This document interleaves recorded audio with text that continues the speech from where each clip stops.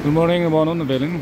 Tuahi Manipur kan zat dingai tain Delhi airport ta pana Pune hi wang kan vet ding inom do ai wang kan vet ti le ka ticket ke su point dari nga Manipur ka zat ding inom do tain Kolkata alu le deu ting le Dimapur a chi ding ka hi yang la flight cancel ji vin Manipur direct nga khong ding inom do tain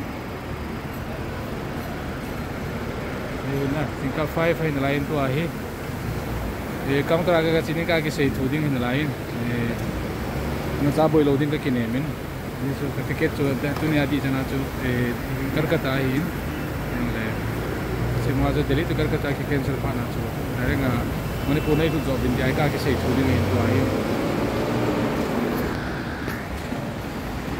ambil hitin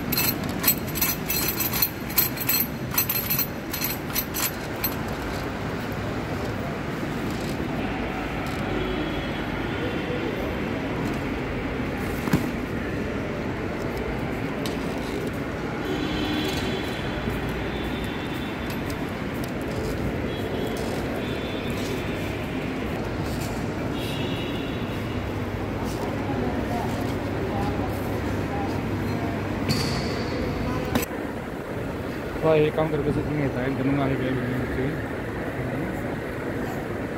Tu ni mana pun bong ni ke kini min. Macam ni ding Dimapur ni tu ni tu ke saya dengar tu pun kaya macam ni. Jadi option itu ni. Ketika jadi confirm lo counter agak sini ke saya tu ni. Ini dia teh ke sube saya tu. Besin kap hawa lo le. Like corona rules wang tamwalin check.